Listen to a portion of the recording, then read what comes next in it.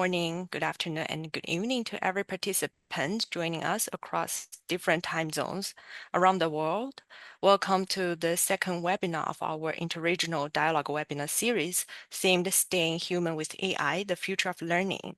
Today's special session is Youth Talk. Staying Human in the Age of AI, Youth Voices on the Future of Learning. I'm Ruixi Liu. I'm Program Coordinator at the UNESCO International Research and Training Center for Rural Education, or UNESCO INRUD. Also, your moderator for today's full youth-led dialogue. So I'm very honored to be here with you. So this webinar series is co-organized by three core institutions, OBRIL, UNESCO INRUD, and the Global Smart Education Network. While our first webinar on 14 July gathered institutional educators, policymakers to discuss regional practices of human-centered AI education, today we hand the floor entirely to young people, young voices, digital natives who live, study and innovate alongside AI perspectives, listen to your genuine concerns, creative visions, and actionable demands for an AI-powered yet humanity-rooted learning future. So again, this session also serves as a critical preparatory online exchange leading up to the fourth Interregional Dialogue on Education and Development to be held in Addis Ababa December 13th to 17th. So you can find full conference updates via the official website of OBRIL. So now we move to our opening address featuring three distinguished leaders from our co-host organizations to frame today's youth-focused conversation. So first, we would like to welcome Dr. Zhao Yuchi, our Executive Director of UNESCO INRUD, who will deliver the official welcome speech through a video remarks. Unfortunately, he has ad hoc leave today, so he cannot join online, but he already pre-recorded. Distinguished guests, colleagues, teachers, and dear friends, it is my great pleasure, on behalf of the UNESCO International Research and Training Center for Education, to welcome you to Webinar 2 of Interregional Dialogue Series, Youth Talk, Staying Human in the Age of AI. I would like to express our sincere appreciation to OBRIL and Global Smart Education Network for collaboration. I would also like to extend a warm welcome to all participating teachers, facilitators, school leaders, and youth joining us. Today, we turn the spotlight on young people. As the digital natives, you are not only the inheritors of AI-shaped world, but also its most active navigators and its most creative innovators. While AI opens incredible possibilities for personalized learning, it also forces us to confront challenges. How do we safeguard creativity, critical thinking, and human connection in an increasingly automated classroom? How do we ensure the new technology serves equity, especially for learners in rural communities? These are not questions we can answer for youth, but with youth. The agenda is designed to amplify your authentic experiences, your concerns, and your boldest visions for a future where human spirit remains deeply in education.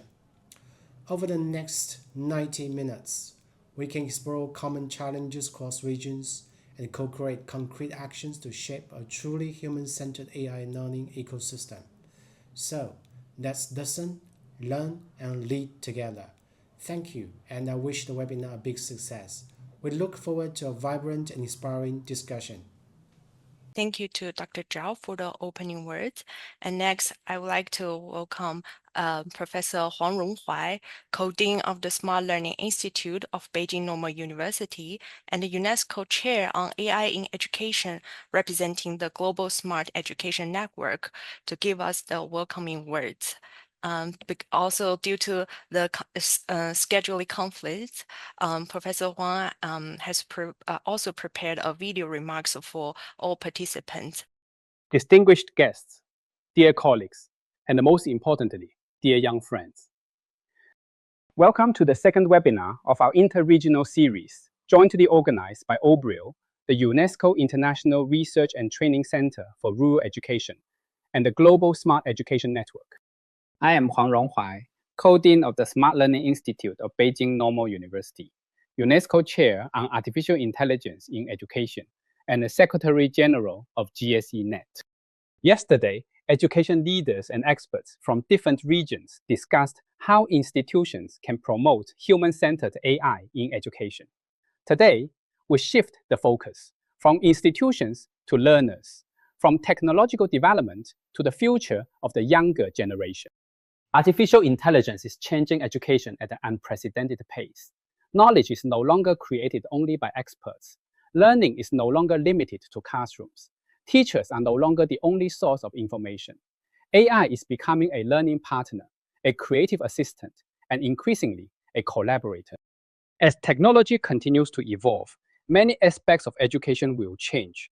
But the fundamental purpose of education should not change. Education is and always will be about helping human beings grow. Its purpose is not to train people to compete with machines, but to cultivate the qualities that make us human: curiosity, creativity, critical thinking, empathy, responsibility, and the ability to continue learning throughout life. Therefore, the most important question is not only what can AI do? We should also ask, what kind of human beings do we hope to become in the age of AI? Dear young friends, I would like to share 5 hopes with you. First, become active lifelong learners. Do not wait passively for knowledge to be delivered. Learn to set your own goals, make informed choices, reflect on your progress, and take responsibility for your own development. Second, learn to use AI creatively. Do not use AI simply to obtain faster answers. Use it to ask better questions, explore new possibilities, solve authentic problems, and create meaningful value. Third, develop the ability to adapt to a changing world. The jobs, professions, and skills of the future will continue to evolve. What matters is not only what you know today, but whether you can continue learning, crossing disciplinary boundaries, and responding confidently to change. Fourth, remain responsible and resilient in uncertain circumstances. As AI becomes more powerful, young people need stronger ethical judgment, critical thinking, and risk awareness. Technology should always be used in ways that protect human dignity, privacy, fairness, and the common good. Finally, learn to live, learn, and work well with AI. The future is not simply human versus machine. It is about how human creativity, judgment, and compassion can work together with the speed, scale, and analytical capacity of intelligent systems. These abilities are not only important for future employment. More importantly, they are essential for living meaningful, responsible, and fulfilling lives. The future of education should not only be designed for young people, it should also be designed with young people. Let us use today's dialogue to listen to one another across regions, cultures, and experiences, and to imagine an education system in which technology strengthens rather than diminishes our humanity. AI may change how we learn, but it should never change why we learn. The future of education is not about AI replacing humans. It is about empowering people to learn better, think deeper, create more, and build a better future, together with AI, while always staying human. I wish you all an inspiring and meaningful discussion. Thank you. Thank you to Professor Wang for the very inspiring speech. And I don't know how many of you have noticed this welcoming words. Actually, it was delivered by a digital Professor Wang, made by AI technology. It's a very interesting fact behind the scene. But all the messages are well conveyed by Professor Huang himself.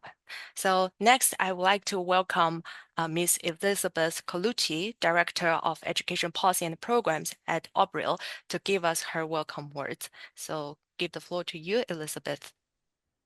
Thank you so much, Rishi. Hello, everyone. It is a great pleasure to be back again today for round number 2.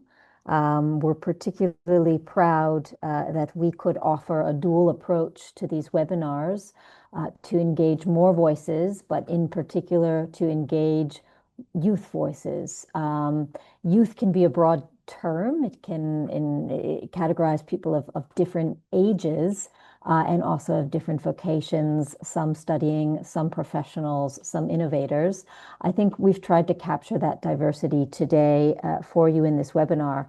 We had the added challenge of creating a truly interregional webinar, and I think that's what makes this unique, and that is also at the heart of Obrial's mission, trying to connect different regions, trying to connect in particular the diverse global souths, and I emphasize the plurality of the global souths, but also the diverse global norths in what is a rapidly changing geopolitical landscape.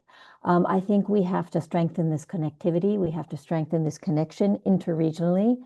We have to also strengthen the cooperation on various dimensions. Obrial is committed to interregional cooperation in education and development, but we believe education is really at the core, and other sectors rotate around it. I think having the youth perspective is critical on this topic. It would have been remiss to have just had a webinar yesterday where we brought in voices from the professional sector, from organizations, from regional integration bodies, from policymakers, from professors. While there is an authority in that voice, the voice that's shaping the future is the youth voice in all of its diversity. So we're very excited for today. I wanted to mention again, if you weren't with us yesterday, that these webinars are particularly important for two reasons. The first being that it is the first time that Obrial formally collaborates with our partners in China, the UNESCO Institute Inralid, but also GSE Net, which also has its secretariat in the Beijing Normal University. We think this is critical. This cooperation, hopefully from here, will only blossom, and positioning this cooperation within the interregional dialogue space, we think is particularly timely. Also yesterday, we had voices from Southeast Asia, in addition to the voices from Africa and Latin America and Europe, where Obrial has worked most concertedly in the past decade. But that interregionality is expanding in geographic scope, and as are the definitions of how we categorize different countries and regions within the traditional constructs of South and North. So we hope to stay on top of and also shape that discourse. Second, this webinar is particularly timely and important because it is part of a series of events that is leading up to the 4th Interregional Dialogue on Education and Development. This is a conference that will take place in Addis Ababa, Ethiopia, in December of this year, 13th to 17th, hosted by the African Union Commission. It is a process that has been initiated over 4 years ago through and with Obrial and its partners at the level of policymakers and also at the level of regional and interregional university associations and networks. It is a process that is intended to reshape partnerships in many ways. Again, education is the core, but the dialogue has tried to flesh out priorities for collaboration in different sectors, particularly between different types of the global South. The previous dialogues have had a strong focus on Latin America and Africa. International partners from the global North are invited in. They are not the ones necessarily driving or shaping the agenda. They are the ones collaborating around the agenda invited by the partners from the global South. So we think it's a unique dialogue process. We invite you to check it out. In the chat, we will put the website, which has sort of the history of the interregional dialogues. It also has the list of different activities like these webinars that are being organized in the lead up to the 4th interregional dialogue. And it has more information and the registration page for the Addis Ababa event in December. So please take this activity today as one that's contributing to a wider process, one that Obrial as an institution is and remains committed to carrying forward modestly with its resources and with its international partners. And please, though we only have an hour and a half today, we also believe that the conversation will continue. So thank you so much. Very much looking forward to it. And I hand the floor back to you, Rishi. Thank you so much, Elizabeth. Indeed, I feel the same because yesterday, the webinar, I feel the uniqueness of this webinar series is that we gathered participants, expert panelists across different regions. This interregionality is really unique to this event and quite rare, I feel, in many conferences, like to have so many perspectives. And yesterday, we were very happy to see like all panelists, I think they mentioned many common points regarding staying human with AI, many critical debates. They are very closely related to each other, happening at the same time in different regions, regardless of the context or focuses in several regions. So again, I want to like express my gratitude as well to the participants to join this webinar. And it would be very nice to see if our participant could like type your location in the chat box so that we see like how like we have a very diverse team today together to discussion this topic. So without further ado, maybe I will move to our first panel discussion and featuring three youth educators, researchers, and education activists representing Asia, Latin America, and Serbia or Europe. And each speaker, I would like to mention that will deliver a concise 5 to 6 minutes presentation with a maximum 5 slides. And for the sharing, I would also like to re-emphasize some guiding questions we provided at the beginning in the briefing notes to guide our discussion. So we provide three guiding questions for the presentation. First, to briefly introduce panelists, institution organization, and the research advocacy training work around AI. Second, we'll name one defining trend or pressing AI education challenge in your context. And third, to share one concrete local initiative or project that advance human-focused AI learning. So I would like to introduce our three panelists in order. First, we will have Dr. Wang Qiang, postdoctoral research fellow at the Faculty of Education, Beijing Normal University, and a distinguished professor at Kirk University in Thailand, representing China and the Southeast Asia experiences. And then we have Sofia Bermudez. I hope my pronunciation is correct, who is the education activist, founder and director of One Generation, as well as UNESCO Chair Youth Ambassador, sharing insights from Argentina and Latin America. She has been working to promote youth voices to influence the education policies across both global and the national level. So that is very impressive. We would like to hear your voices again here in this webinar. And third, we will have a Professor Nicola Krutin. Hopefully my pronunciation is correct as well, leader of Sing role and also a secondary vocational teacher from Serbia, bringing European vocational youth learner perspectives. So without further ado, I would like to welcome Dr. Wang Qiang to have her presentation. And I will share the screen for you. 1 second. So thank you, Rishi. Hello, everyone. Okay. So hello, everyone. It's my honor to be here. My name is Wang Qiang. I'm currently a postdoctoral research fellow at Beijing Normal University and a distinguished professor at Kirk University. My research focuses on AI in higher education and vocational education. Next slide, please. At Beijing Normal University, we are honored to host the UNESCO Chair on AI in Education. The UNESCO chair holder is Professor Huang Ronghuai. Yeah, just so you saw him in the video, a leading scholar in the field of AI in education.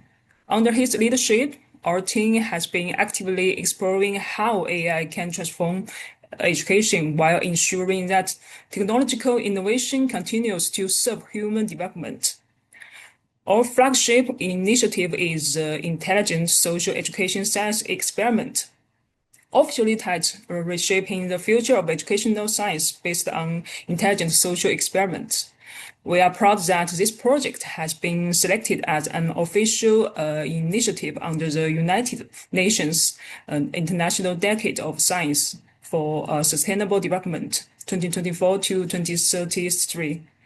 So this project brings together researchers, educators, policymakers, and industrial partners from around the world, with a particular focus on China, Southeast Asia, and Africa, while conducting large-scale, long-term, and interdisciplinary intelligent social experiments to better understand how AI is reshaping education. Next slide, please. So with this context in mind, I would like to share one important trend and one key challenge that we are observing in China's vocational education. An important trend is the transition from digital learning platform to data-driven intelligent learning systems. Platforms are no longer simply collections of online courses. Instead, they are evolving into intelligent ecosystems that use AI and learning analytics to support personalized learning, adaptive teaching, and evidence-based educational decision-making. At the same time, this transformation also presents significant challenges. Although digital platforms collect a large amount of learning data, including students' learning progress, classroom participation, assignment completion, and assessment results, they also fail to explain how students learn, why learning difficulties occur, and how teachers can provide timely and effective support. Most importantly, we must ensure that technology enhances rather than replaces human judgment. Education is not simply about improving efficiency. It is also about cultivating motivation, critical thinking, collaboration, professional identity, and human values. Next slide, please. To address this challenge, our team is collaborating with higher education press in China to further enhance the student learning profile on its Intelligent Center for Vocational Education. Rather than evaluating students only through examination scores, the model integrates multiple sources of learning data across the entire learning process, such as learning engagement, learning behaviors, resource utilization, performance, and assessment outcomes. So based on this multidimensional data, the model identifies different learning patterns, monitors changes in students' learning progress, and provides early warnings for potential learning risks. It also supports personalized learning recommendations and helps teachers better understand each student's learning progress. Next slide, please. So this purpose of learning profile is not to categorize or label students. We believe that the true value of AI in education lies not in making learning simply more intelligent, but in making education more personalized, more inclusive, and more human. So thank you very much for your attention. I look forward to our discussion. Thank you so much, Dr. Wang, for a very short, brief, but very, I think, rich presentation. Especially, I think the platform, it actually tackled the question about like how to personalize the education, the learning itself, not like to categorize the learners and to serve other purpose. So that's a very interesting, I think, also rich research as well as the practices, kind of echo with Professor Dr. Wang Huanhuan mentioned yesterday, like to bridge this gap between the, I think, the principles and the practices. I feel the practice you mentioned, it's quite practical and it can be applied in many schools. I know we have a very short time for the sharing, so we can have more discussion at a later stage. So next, I will give the floor to Sofia Bermudez to share her experiences. So the floor is yours, Sofia. Thank you very much, Rishi. Hello, everyone. My name is Sofia Bermudez. I'm a UNESCO Chair Youth Ambassador of Okayama University and also the founder and director of One Generation, a youth-led organization based in Argentina. As Rishi mentioned at the beginning, my work combines both global and also local action to transform education and to ensure youth voices are at the center of that transformation. My NGO aims to transform education, mobilize more young people to work for a sustainable development goal for quality education, and also to ensure youth voices influence educational policy. We believe young people are essential to transforming education, and that's why our work combines educational projects, advocacy initiatives, and also data collection of youth voices, ideas, and priorities on the future of education in relation to curricula, skills, and of course, AI in the classrooms. One growing trend that we can see right now in Argentina is the widening gap between how quickly students are adopting AI and how slowly schools are responding to this. AI integration in schools remains minimal, and in some cases, it doesn't exist at all. And this puts us in disadvantage with other countries that are already adopting different educational policies that are already in the classrooms and are preparing students for this AI-driven workforce. One key challenge that we also can identify is that students are using AI in their daily learning, but mostly in basic ways and without any guidance. For example, they use it for the AI to explain it of text or content they didn't understood in the classroom, or to use like these different pedagogical skills or ways in they can understand the different topics of the curricula. But through data collection, we found that young people are also asking schools to teach them how to use AI meaningfully. They are also very aware of these risks, including becoming over-reliant on AI, weakening their critical thinking, and not developing a voice of their own, which this last point is very, very concerning, and students are very aware of it. What we found out with this data collection is that students say that school, at least in the global south, or talking about Argentina, keeps prioritizing only theory, memorizing content doesn't include like practical experiences.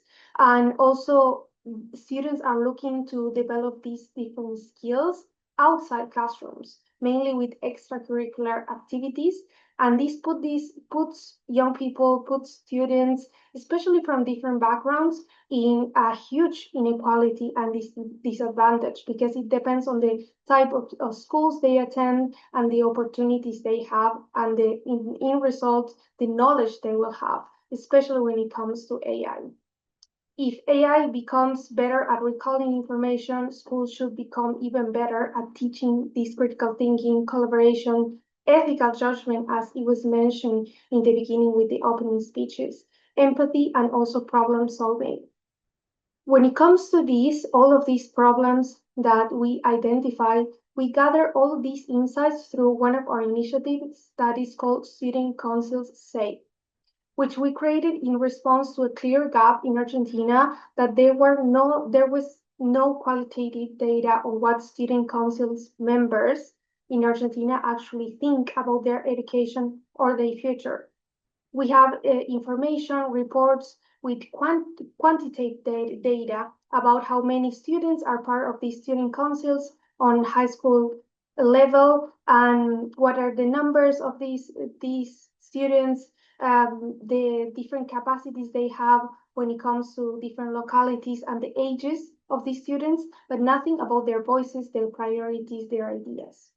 That's why over the past year, through this initiative, Student Council Says, we consulted young people that were part of high school student councils across 11 jurisdictions in Argentina to understand how they envision the future of education, including the role of artificial intelligence. And among the different findings that we could gather is that students are asking for a stronger digital and AI literacy, greater guidance from teachers, learning how to use AI critically, ethically, and meaningfully, connecting technology to real-world challenges, and moving beyond memorization towards more hands-on practical learning experiences. Because mainly we could find that students were not using AI with the support of teachers. Teachers didn't know how to use it Or a lot of teachers understand AI as cheating, for example. So they ask students not to use it even at all, which is very concerning for students because they understand AI can enhance their learning, their knowledge, their skills, like they don't know what to do, how to do it, or who to come for to have that guidance. And our goal with all of these data collection and these initiatives, Student Council says, was to ensure that youth voices, student voices, reach policymakers. Last year, we have the preliminary findings of this report, and we handed these preliminary findings to the secondary education directors from across Argentina, especially at a critical moment because the country was discussing its first major secondary curriculum reform in nearly 30 years. So we believe that if education is being redesigned for the future, young people deserve, of course, a seat at the table. And to conclude, staying human in the age of AI is not only about protecting certain skills from technology, it's about redesigning education so that AI expands young people's capacity to learn, think, and create without replacing their judgment or their own voices. And this transformation cannot be designed only by governments, educators, or technology companies. Young people are already experiencing these changes in the classroom, so they must be recognized not only as users of AI, but also as partners in shaping how it is integrated into education. Thank you very much. Thank you so much, Sophia, for bringing the perspectives from Argentina and Latin America, and I think helps me like think a lot back reflection on yesterday, some panelists sharing. I think there are some key points, key takeaways I have. First is this speed between the AI development and the institutional change, this gap in the speed. So like I remember one panelist yesterday mentioned, like when the time when calculator just appeared and it was not allowed to enter the examination, but later it's very well widely promoted. Before it was thought as a cheating way. Like now some universities, they beg to use the paper to write the essays and not allow people to use the laptop to submit the essays. So I feel this is a very critical gap and we are lacking like evidence of what really works in different contexts. I think that is one takeaway I have. And second, it's really like your example also echo with the Dr. Somsman mentioned yesterday, a very key point from Southeast Asia. Like now the AI, it's accelerating the speed of acquiring information, but not to transform the education. So we are still learning things in the same way, but maybe with a better speed, or maybe with a lazier ways, like without like digestion, just absorption. So that is also one key question to this AI in integration into education, like how it can better like transform our educational approach, our pedagogy, and our teacher training as well.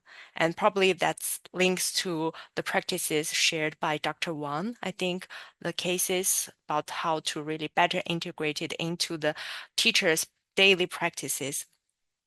I think that's also another point about like other aspects of learning. Like you mentioned, like AI cannot solve, I think it's not the solution to everything. Like the practices, the empathy, the ethical considerations, the literacy questions, those are also surrounded in this whole trend. So these are my takeaways. So thank you so much again, Sophia, for sharing the perspectives. Very, very interesting. And then now I give the floor to Professor Nicola Kuchin, and I will share his PowerPoint. Okay. Thank you so much. So I give the floor to Professor Nicola. Hello, everybody. I'm Nikola Jurcin from Serbia, Europe. And it's a pleasure to talk all of you and to be participating in this webinar. So I would like you to put the first slide, please, because this is the last slide, if you can.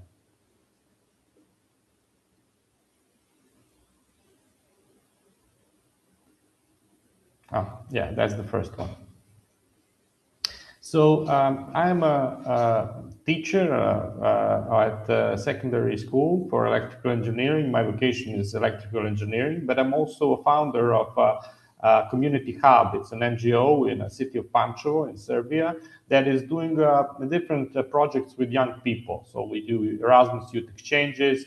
We are part of the European Solidarity Corps for long-term volunteer exchanges. We organize social hackathons. We, as I put at the middle of this first slide, organize also offline days. This is something that we saw very fit because of the general situation with the young people being obsessed with digital phones, social networks, etc. And it works very good to actually talk. And we are also very part of the EU AI legislation that is currently being in process in Serbia. We are part of bigger groups that are led by Partner Serbia. That is because the AI legislation in Serbia is in the process of being made. And we need to see also the youth and education voices be heard when this new legislation is coming. We're also doing a project that is strengthening the rule of law in Serbia towards effective data protection in the era of digital surveillance. So we are also in this part active in advocacy. And I would like also to say that as a teacher, I encourage students to use AI and use it responsibly, to be open about it, to say when they're using it, and not to be cheating. So this is not a cheat. This is just a tool you should use, and you should publicly state that you're using. We can go now to the next slide. If you had any doubt about how this presentation was made, now you definitely know that it's made by use of LLMs. This picture shows it very easily. So I think we need to understand this technology, what it is, these large language models that are now very exploded, like in the entire world. So I use this, what we do in life echoes in eternity from a famous movie, Gladiator. So now what the fact is that whatever we publish on internet will echo through LLMs for eternity, because these new models are being constantly trained on the published things on the internet and also on other things, but they're constantly feeding this. So this is the new reality, and it will not change. Whatever comes on the internet will be later on incorporated into these large language models that are now mostly corporate. We can go to the next slide. So I would like also to say that this is not the first breakthrough, but it's very, very visible, because we had a couple of other breakthroughs in the past decade, like IoT big data, so huge amounts of data coming from so many sensors in the world, because it became very cheap then to collect this data. Then we had a couple of years ago this blockchain burst that everybody was talking about blockchain. Now we have machine learning, but machine learning through LLMs are visible. So what I see is that these technologies are generally converging into this one big new technological revolution. This is like a very big revolution. It's like, printing press, going from rewriting to printing press, or going from a typewriter to word processing and emailing, like the internet first came.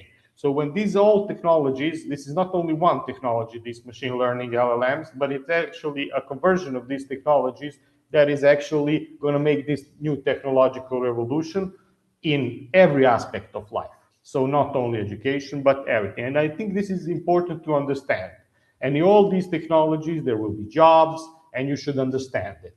And you should not be mystifying artificial intelligence or LLMs as some magic that happens. It's just a part of technology. We can go to the next slide.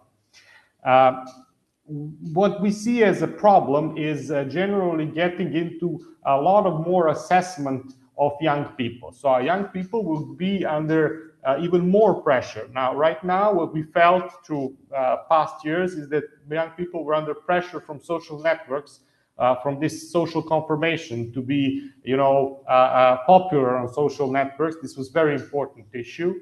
But now we have this AI it can provide is a knowledge assessment. We also have these things that it is very deeply now in the surveillance system, sometimes uncontrolled, which is a problem, where you can assess behavior of young people, and then you have plus the social networks. So the new technology, the AI will allow to converge all these information about a person. And this will probably be a very heavy burden for young people to carry. So it's a very important how do we use this technology and all this information that we are gathering, and we can cross about a person, especially on a young person that is developing. I would just say also that there are trends in Europe. The Scandinavia is, let's say, the one that is most progressive in this field. And they are decided in Norway that they will limit the use of AI till the age of 13 in schools, and after that they will progressively allow it with teachers and in secondary education. Before faculty, it will be used because they need to prepare for the work market. This is a consequence because at some point in Scandinavian countries, you have been the textbooks in paper have been disallowed, and everything went on digital. And after years, they have assessed that this actually had a very bad influence on young children to have better cognitive skills. So this is also a thing we need to see that this AI usage in education is age different. And we had one of the panelists yesterday talking about that also. I think this is a very important also issue. So when we use it, we need to be aware of the age of the students that it has been used. We can go to the next slide. And finally, we also did a project rebooting with Opens and Webin, our partners, and it used one of the methodologies that is called Socrates Cafe. So this is when we saw about a solution. It's not an AI platform, it's actually talking. So whenever we have this huge technological evolution coming, we in Europe go back to basics. And basis of European thinking is Greek philosophy, later Roman engineering. So we basically go back to what we need to know, and that is to have young people talking as peers with their experience from usage of AI or any other topic that you can use. And this is an important feedback and also important common support. And this is not our methodology. Socrates Cafe is a known methodology. We just adapted it for questions. For example, can AI lie? So maybe we spend half an hour and a half talking. Everybody in the circle has the same time slot. It's not a winning debate. It's a place to share, even to confront different ways of thinking. But no, there is no clear.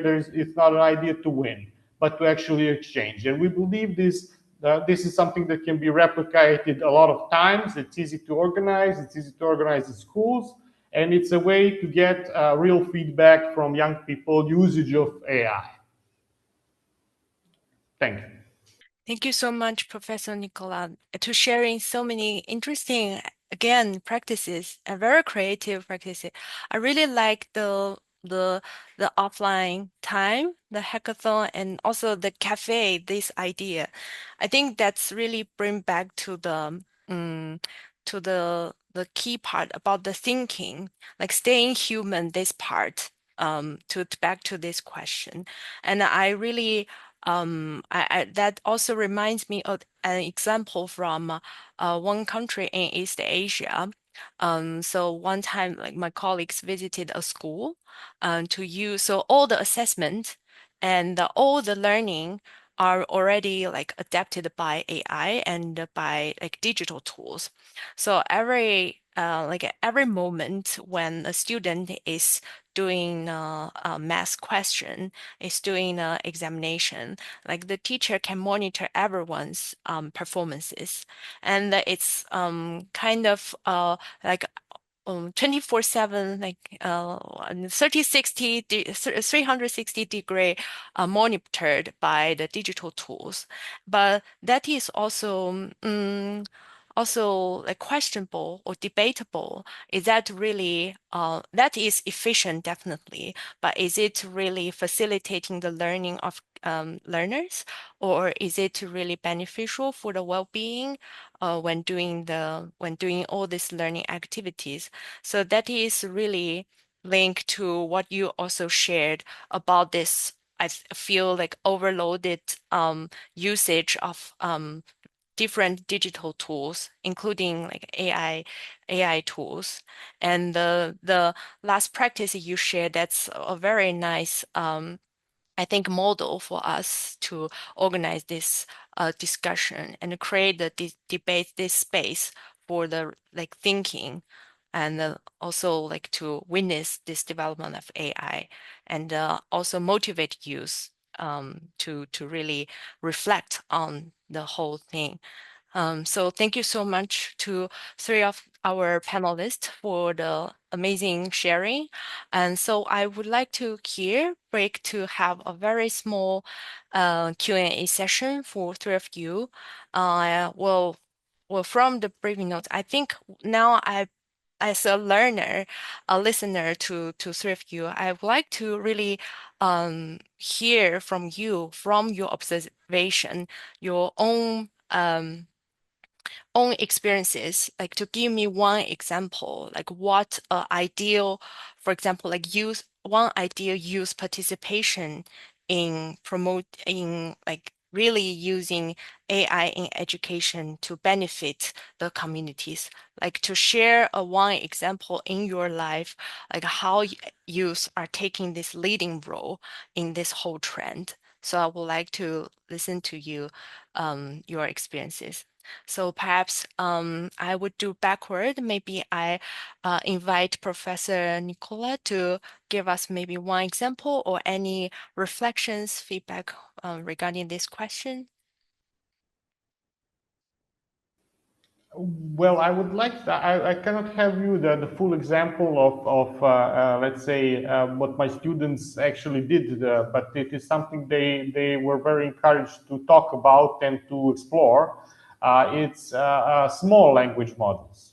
So basically, right now you have these large language models that are provided by companies, but this has a backfire. Either it costs money, or it takes personal data. So when they were concerning about that, they say, okay, can we make something of our own model? Yes, it is possible. So this was something that I think it's very interesting, and it is actually not that expensive to create. And I think this will be an interesting thing for schools, faculties to create their own models that will not be part of corporate models.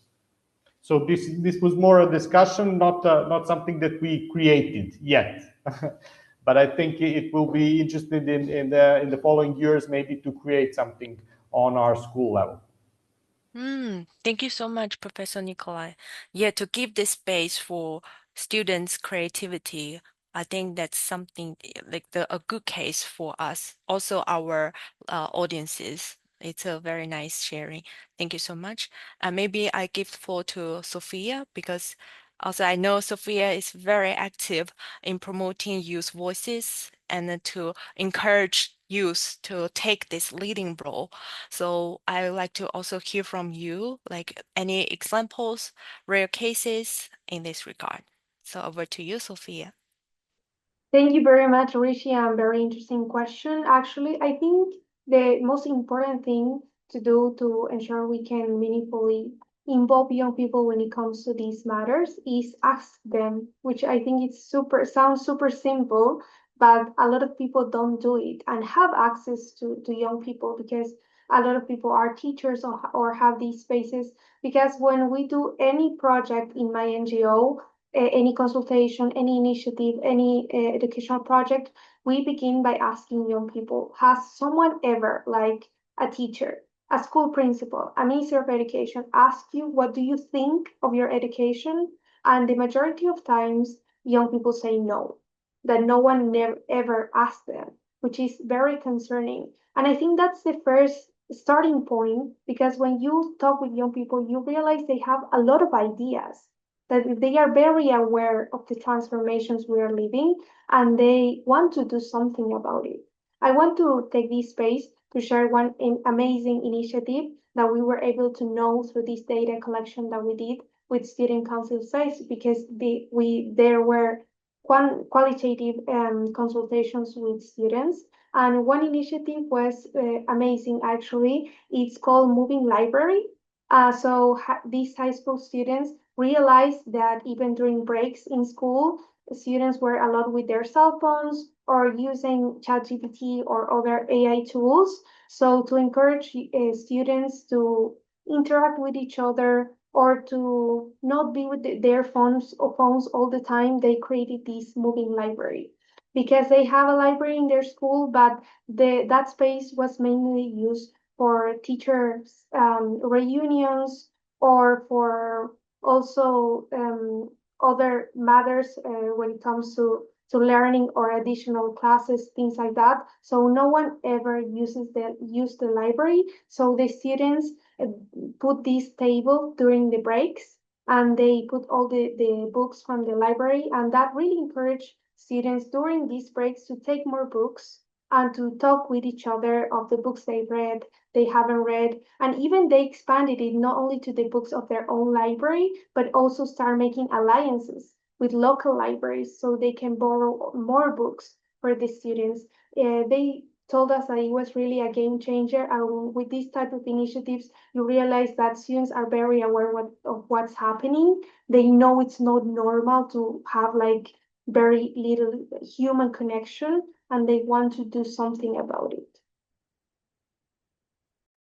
Thank you so much, Sophia. Also, another very interesting example, very inspiring example about the moving library. And I think you touch upon one key, I think, issue about with the youth voices. We have this webinar themed as Youth Talk to motivate youth to speak out, and also what you've been trying to do for long time. I think that's one thing to really stigmatized youth agency, like to truly believe in making the changes through their learning themselves. I think one benefit from this era of AI is that the accessibility to these tools are like easier for some tools, and it's easier for the student to create their own thing, or for the youth to create their own thing, so they can make their ideas like easily happen with some of the tools, so that they can. So also today we have our panelists who are the innovators. They will share their experiences as well. So thank you again, Sophia. So I give the floor to Dr. Wang, because I know Dr. Wang has also experienced as a teacher in TVET schools, and also serve as a researcher and a teacher in university in higher education institutions. So would like to know the experiences from your side, your observation, maybe to give us some examples about, it can be positive or it can be like challenging part. Okay, thank you, Rishi. Thank you for these very important questions for me. Based on my research, I will say that the key issues is not simply whether we use AI or not.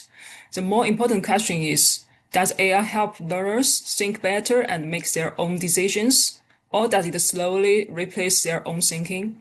So in my view, AI can strengthen learners' thinking and independence when it works as a thinking partner. For example, AI can help students see different perspectives, get quick feedback, and find the learning approaches that fit their own needs. But at the same time, we should also be aware of another possibility. If students always depend on AI to create ideas, solve problems, or make decisions without thinking, they may become faster, but they may also become less independent. So the deeper concern is that students may gradually lose their confidence to think for themselves, make judgments, and take responsibility for their own learning. From my observation, the difference does not mainly come from the technology itself. It depends on how we design learning experience. If education only focuses on getting the right answers or producing high quality outputs, AI can easily become a shortcut. But if learning encourages students to ask questions, reflect, work with others, consider ethical issues, and carefully evaluate AI generated information, then AI can support deeper learning instead of replacing human thinking. So I think our goal is to help students work together with AI while keeping the human abilities that the technology cannot replace, such as critical thinking, the ethical responsibility, and the ability to make meaningful decisions in complex situations. So these are the qualities that will define learner independence and future competencies. So thank you. Thank you so much, Dr. Wang. Yes, again, very a critical question about the usage of AI. Like, is it replacing our ability to really think and reflect? And what's missing, I think, in the use of AI, like you mentioned, for example, I think 5, 6 years old kid now is used to talk with the AI. Doubao one is a Chinese AI, and as a friend. So it's kind of lose this connection with the people or the real people. And then so that is quite concerning. Like you said, is it will become the new normality in the future? And then I feel like Professor Nicholas practices the cafe, the discussion debates. It's a really good, I think, practices to get back to this critical thinking, this to motivate us to really back to our independent reflections. So I think that's very critical response. Thank you so much, Dr. Wang. So thank you to all our three panelists for the first discussion. And now we will move to the second panel discussion that will include two innovators, youth innovators from one China and from Kenya, from Africa. So they are Mr. Zhang Zishu and also Dina Bueke Musanda. So if you can open the camera and say hi to our audiences. Hiya. Hello. Thank you so much. Maybe I will briefly introduce our two panelists for the second part of the panel discussion. Dina Buek Masanda is founder and CEO of Glomera Operation Limited Corporation, lead of project GLO from Kenya, and representing African youth EdTech innovation. And Mr. Zhang Zishu is the CEO of Beijing Yitong Vision Education Technology Company, founder of StepFlow, and outstanding youth representative of the global competition on design for future, sharing Chinese youth edtech design experiences. Very, very exciting to see like your innovative practices. So first, I will welcome Dina to have your presentation. So I will share my screen in a minute. So the floor is yours, Dina. Thank you.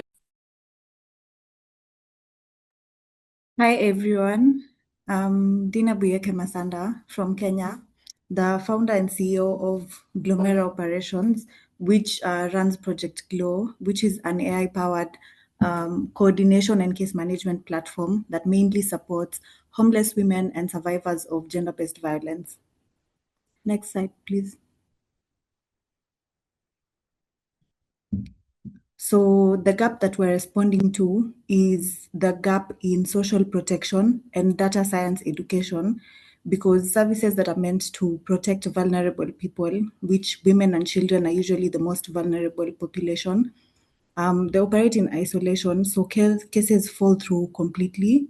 And then also students that are being trained as the country's next data scientists, or just humanitarian NGOs or companies, they're rarely asked to see the people behind the data set, so they just see numbers.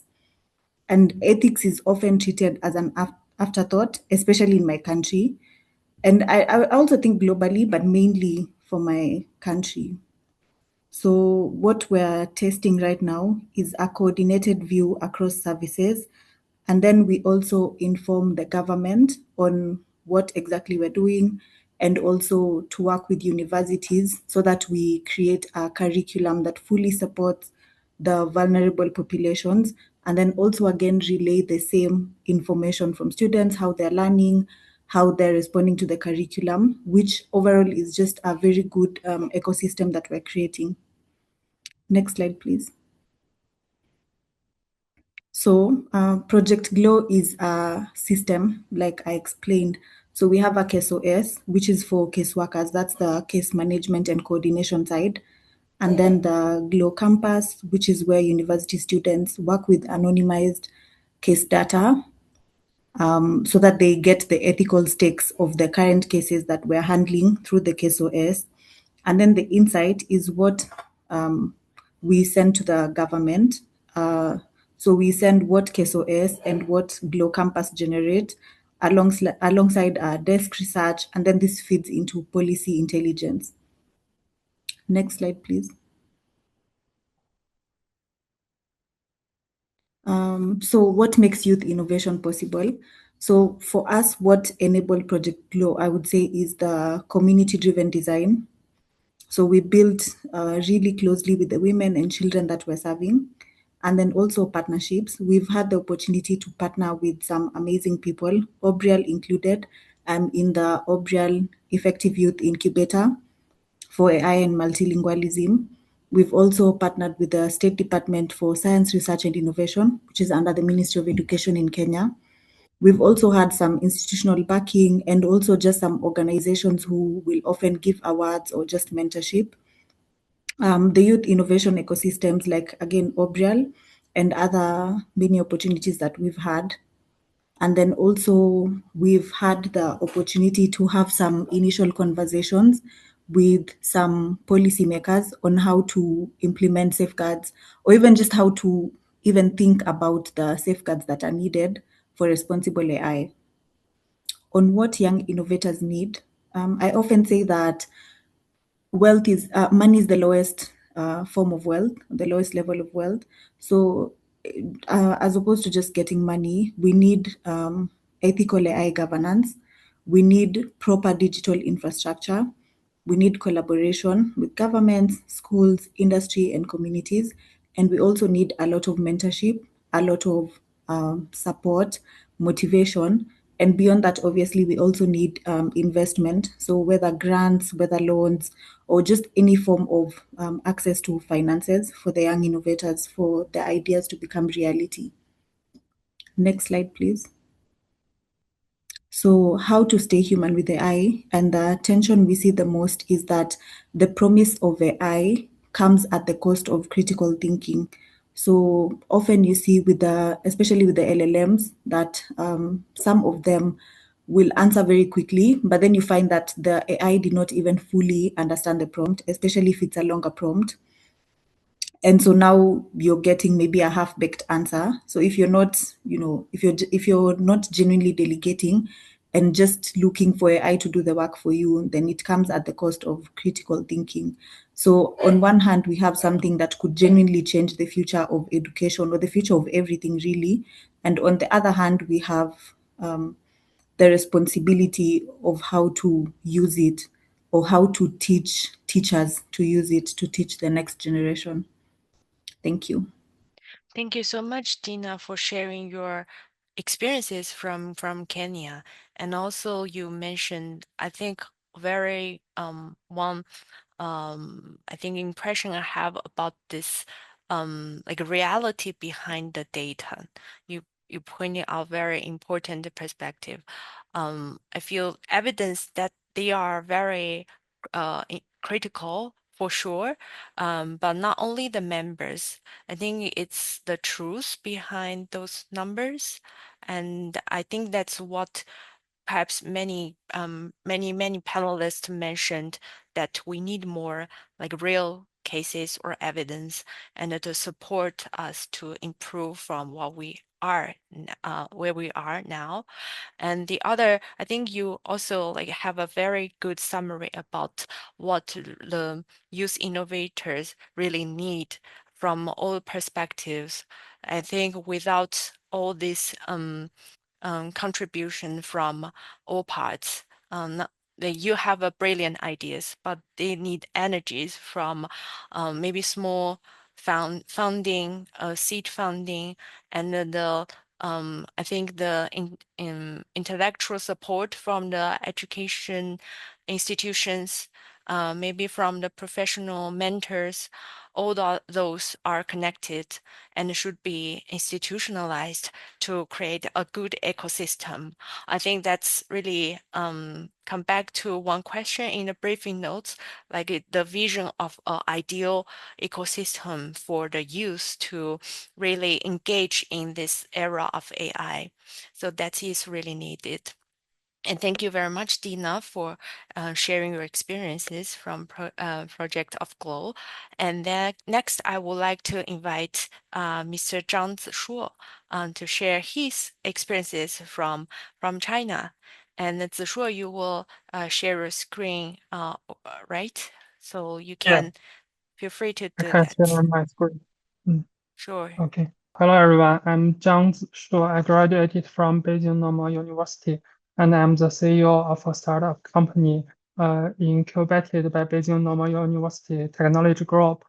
I have helped build some special AI educational projects. I also took part in many research projects at the Faculty of Educational and Psychology of Beijing Normal University. The photo shows our team. We have about 20 members now. Okay, what has spotted me? Firstly, for the last 5 years, we received fundings, workspace, and strong support from BNU and the Beijing government. Many teachers from BNU have also supported us. Secondly, AI has made technology barriers much lower than before.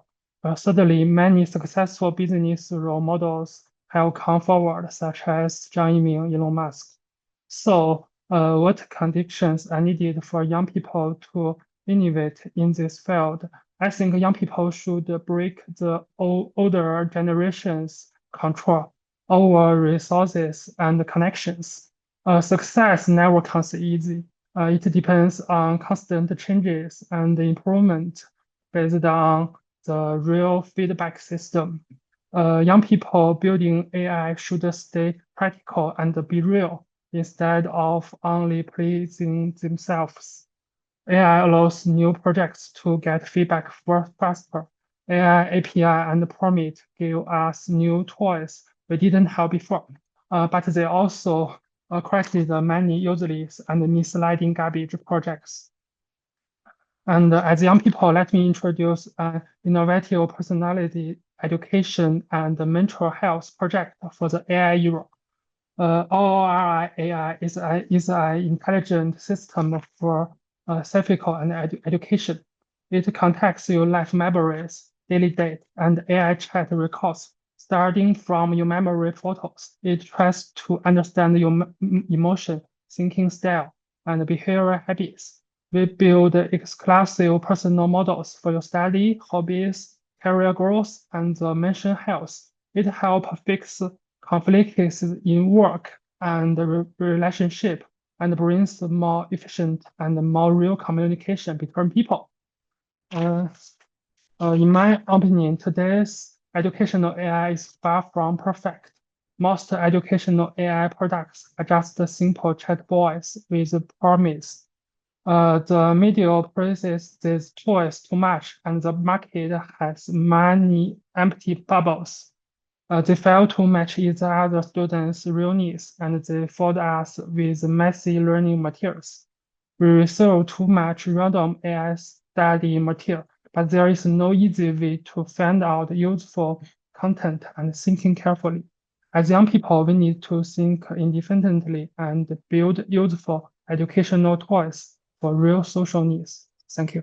Thank you so much. Thank you so much, Zishu. I know you are a very young but very successful innovators.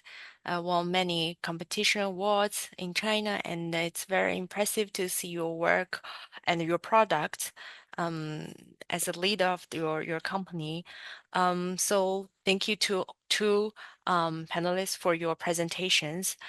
So now I will enter a very brief Q&A session for two of you, and then we will go to the Q&A session for all of our panelists. I'm noticing the time. We have 15 minutes till the end, but I believe we have enough time. So perhaps going backwards, I'm quite curious about Zishuo's experiences actually, about what you mentioned, like young people should break this resource gap and the connection gap, connection and the resources from the elder generation. I'm quite curious about your experiences. Like, how did you do it? Like, how did you manage to, for example, to gather the resources and to create your own project? Maybe you can share a little bit more experiences. Oh, thank you. I think there are so many lessons from lots of real world practice. Uh, so in China has a huge population and complicated, diverse educational system, which give us a very rich foundation for studying education and human development. And in China, lots of startups, major companies, and universities are all testing new AI ideas for education. Most people see AI as a new technological building block. So my team tried to mix AI with all kinds of educational environments. The successful AI projects just stick around one thing, I think. They respond to real human needs. They don't just input AI to their products just for the sake of having an AI label. Thank you. Wow. Well, yeah, you're leading the team, and I can feel that you been encountered a lot of, like you said, like lessons, um, and maybe challenges, but your team make a way, to test a a successful model, for that. Maybe I also give this question to Dina as well, like how you manage to find a successful models, and that would be very beneficial to the communities. Like, how do you identify maybe the theme or the theme of your product, your AI project? Okay, I would say for me, it was mostly learning as we go. It kind of just happened progressively. So I don't think I have much advice to offer. I'm still also learning myself. You kind of try and then it doesn't work, you try again. But I'm in the process of documenting all that so that I can offer it as a resource to other young people who come behind me. Thank you, Dina. I know like two of you are actually the participant of two very nice projects, because I see the Q&A chat box. Some participants are asking the support offered from different countries about responsible use of AI in youth education and life. So I maybe perhaps Zishuo can introduce a little bit about the competition with BNU. about this background, like how you won the awards.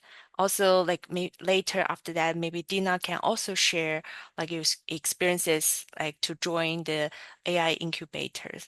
Yeah, maybe I give the well, is Zishuo still around?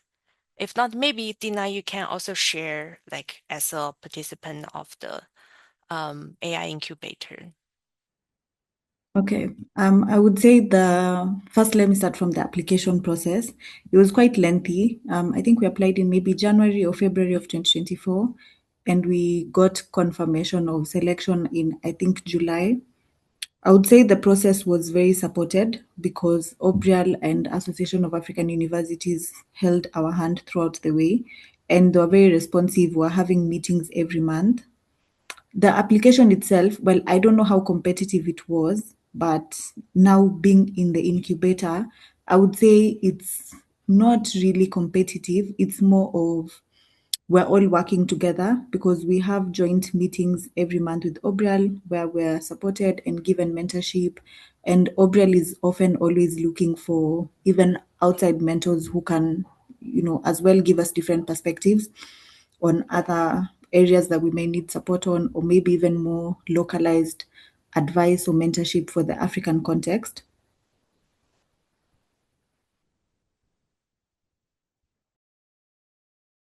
Oh, thank you so much, Dina, for sharing the project. And I think Zishuo is having a little bit issue with the microphone, so perhaps I will move to the Q&A session to all of our panelists. So may I invite all our five presenters to open your camera, and we will have the discussion session here. Thank you so much. So I think now we already finished all presentations, and perhaps you already have some ideas. You identified some common challenges across different regions regarding these topics. So I would like to invite you to share one common challenge that young people are facing when trying to protect human connection and humanistic learning while using in this era of AI. Maybe I invite Dr. Wang to share your perspectives, the thing you identified in common in these 5 presentations. Thank you, Rishi.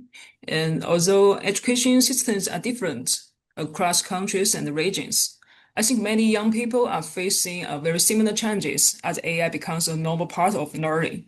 So the first challenge I think, is keeping ownership of their own thinking. Today, AI can quickly generate explanations, essays, and possible solutions. So students need to think about what part of the learning process should I still do by myself. So learning is not only about getting the final answer, it is also about critical thinking and the ability to learn independently. I think the second challenge is maintaining the human side of learning. And learning is not just about receiving information, it is about communication with teachers and classmates, sharing ideas, working together, and learning from different perspectives. So AI can provide personalized support, but it cannot fully replace human relationships. So the third challenge is developing the ability of use AI wisely. The young people should not only ask, can AI give me an answer quickly? They also need to ask, is this information correct? Does it really fit my purpose? I think another challenge is making sure everyone has fair access to AI-supported learning. So use AI is not only about having the technology, it also requires good digital infrastructure, supported educational policies, and teachers who know how to use AI effectively. So in my view, keeping learning human does not mean reducing the use of AI. It means design education in ways that allow AI to support human development rather than replace it. So if we can achieve this balance, the AI can become a valuable partner for education rather than a replacement for learning itself. Thank you. Thank you very much, Dr. Wang. Very organized and summaries of these key issues. And I invited Sophia maybe to have some reflections on some common challenges identified through the 5 presentations. Yes, thank you very much, Rishi. I actually love what Dr. Wang said about fair access. And I think we can reflect a lot about that, because fair access is not only having the technology, having access to the tools, to internet, to a computer or a cell phone, to use AI tools, but also how students are using it. Something that really resonated in me and stay really imprinted in me is that we were once conducting an educational project, and one of the students, especially she's from a town with very few population, a very small town, she was telling us that she was very concerned about the use of AI without guidance. She wasn't against the use of AI. She was against the use of AI without guidance, because she said even if they were this small town with very little population, a lot of her classmates were using AI, were using the tools, but they were overusing it. So she was telling us that classmates of her, we're talking about students of 14, 15 years old, couldn't even write a paragraph on their own. They were over dependent on AI. And if we don't control those things, if we don't provide the necessary guidance, we will have this huge gap between students that have that guidance from schools that are very well prepared with very prepared teachers when it comes to this matter, that are ready to enter the workforce, to have these enhance their human capabilities and adapt and have these ability of learning through life, and other students that will be over dependent on AI, that won't develop their own voices, their own ideas, their own critical thinking. So that's at least my reflection when it comes to this. Thank you very much, Sophia. Yeah, another great emphasis on this issue of still on the thinking part, like how we can maintain, like Dr. Wang said, this ownership to thinking for ourselves. How can we not lose this ability, like as a human, to think and to write? Or the I think that's a very critical concern, and in many contexts. And regarding the I think the contextual issue, the accessibility, the issue of accessibility, this is a really a very a big concern that many places are worrying about lagging behind, but at the same time, like lagging behind, no infrastructure, no use of AI. But at the same time, for some regions, like they have the access to the AI, but they don't know, like they have the fear, or we have the fear of what it can be, what it can take from our original life. So that is some feeling I have. So then I invite Professor Nicola to reflect on maybe this question, these common challenges you identify. Yes, I think we are going back to the essence of learning process, and in this field, I think the teacher is again going to be the one that is the most important, and have the difference between quality education, quality progress of the students, and the those that will not be that quality, it will be again the teacher. So I think we also, except for creating tools for learning, for students to learn through AI, we need to be also remembering that the teachers are in the center of the progress of the students. So I think that Ken Robinson said, what is the purpose of education? It's to explain to the students the world they are living in. right now we also need to explain what the AI is or LLMs are, because this is the new world they're living in. And the second thing is to help them find their talent in it. So if you're going to have something from the education, you will have understanding of the world around you and also see what you personally have to offer to the world, to the market, and in general. So in this process, I think the teachers are also going to be a target group to work with. And we need the teachers also need to understand the models, understand what they can use, and then transfer that to students in a quality way. Thank you. Thank you so much, Professor Nicola. Yes, another very critical point about teachers and back to our theme, stay human with in the era of AI. Stay human, I feel like stay with our human teachers. Like because we have this question, like can AI replace teacher? Maybe sometimes the AI tools can be the competitors with the teachers, but we do feel like it's not replaceable. Teachers, the role is irreplaceable, and it has this very central role in guiding students in asking the right question, in reflecting, and to knowing this world and connect with other people. So, like you said, the teacher is really in the center and playing a very key influence in shaping this future of learning. So, thank you so much for making that point. And then I invite Dina for your reflection. I would say my reflection on the position of AI in education is specifically having empathy for students, maybe with learning disabilities, or maybe what we would categorize as slow learners, because what really is the standard for learning and who created the standard. So maybe to use AI to reimagine how teachers support students, but also how teachers are supported themselves during the education and training on how to become teachers.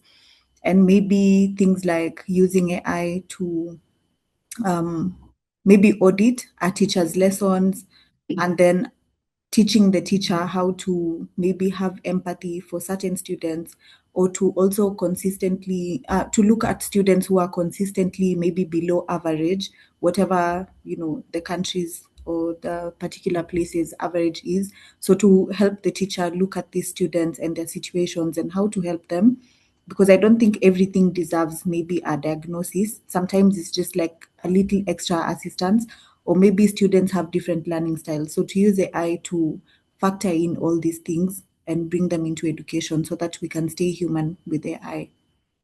Thank you. Thank you so much, Dina. And actually I prepared my second question, but I feel all of you have answered it more or less, because I'm thinking, like asking this question, like to propose perhaps one action that can be maybe achieved in the next, perhaps in 1 year, that can be achieved, that can facilitate this human centered AI in education. I think, Dina, that's one part, is to enhance she already answered that, to enhance this training or support to teachers. And I guess I feel Dr. Wang presentation actually answered that as well, because we have a lot of practices in like supporting teachers to personalize the training. There are many tools, and to support that is one way. Maybe that in the future can create this regional sharing, or maybe to apply this model in other contexts or regions. But I still want to have this question to give to our participant, about our panelists, about maybe naming or create one vision or one action that can be achieved in the next 1 year, that can tackle those challenges you mentioned in other contexts, or maybe, yeah, in your own context. So maybe I pass the floor to Professor Nicola. to have a little bit brainstorming session. Yes, what we at the grassroots level, I think this methodology like Socrates Cafe or this way, and you can also do it with different types of groups. So maybe you can do some with youth, some with teachers, some with those that are actually creating. I think there is also one more question we haven't touched, and it's important, and that's the cost. So at this point, we are looking at like these corporately delivered LLMs as something that is free or cheap or something like that. And when you increase usage, we will see will it still be that affordable. So also, I think I think we need to talk about this on different levels of as consumers, as creators, and also as the ones that are like decision makers, ministries, those that will fund education, to see how much money they can actually provide for this. Thank you, Professor Nicola. And quickly, I go to maybe Sophia for some ideas in this regard. I believe something we can do that won't require a lot of financial support is to bring more practical projects for students so they can connect what they are learning with practice, but practical projects that also are tied with community. So encourage students to solve problems that already exist or to work together to deal with different actors of the community, maybe a neighbor center, maybe an NGO of the community. So in this sense, we can ensure young people are maybe can use all of these tools, AI, to look for solutions. In this way, they boost their critical thinking, but also they learn how to work with others, with other actors. So expands and enhance that specific point of human relations and also how to build partnerships. Thank you so much, Sophia. Maybe finally, I invite Dr. Wang to quickly brainstorm one action that be possible to apply. Okay, thank you, Rishi. If I could suggest one action maybe for the next year, I would propose creating human-centered AI learning labs in schools and universities. So these labs would work as real spaces for experimentations and collaborations. So we need to ask deeper questions. But does AI help students thinking independently? Does it improving creativity and collaboration? Does it support students' well-being? So finding these answers to these questions will help us develop AI practice and the policies that are guided not only by technologies but also by education values. So I think this ideal is also connected with our intelligent social education science experiments. So where we work with partners from different countries to explore how AI is changing education in different contexts. So one important lesson we have learned is the future of AI in education cannot be created by one group alone. It requires continuous collaborations among researchers, teachers, students, policymakers, and the technology developers. Okay, thank you. Thank you so much, Dr. Wang. So may I summarize then? I also spot several key points. Also my adding some of my understandings. I do feel like in different regions, we actually have a good, we have our maybe funding for our one project or one very good practice, and maybe they are very similar or they have common points. And then in this era, I think it's very good to share this information and perhaps can be connected together. Maybe this one event in one region, they can be joined with other events in other regions and to make a big one. Or maybe we apply into other contexts so that we actually use the same budget, or maybe we add partners and to do one common things. I think that is very very important or timely practice to have these synergies from different parts. And that's what I think we can contribute to our this interregional dialogue. So I will stop here. Thank you so much to all our panelists and to our participants for staying with us for this whole 90 minutes and 100 minutes.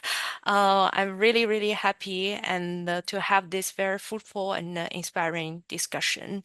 And I really wish you will continue following this platform and focusing on this topic and join the discussion, engaging in the discussion. And perhaps finally, I invite everyone open the camera and have a group photo. Unfortunately, I think Zishuo is leaving the chat room because of the connectivity issue, but I think maybe later we can add add his photo using AI tools. So just a final thank you. We officially close today's webinar. Thank you so much to all for your participation. Thank you and see you next time. Ciao.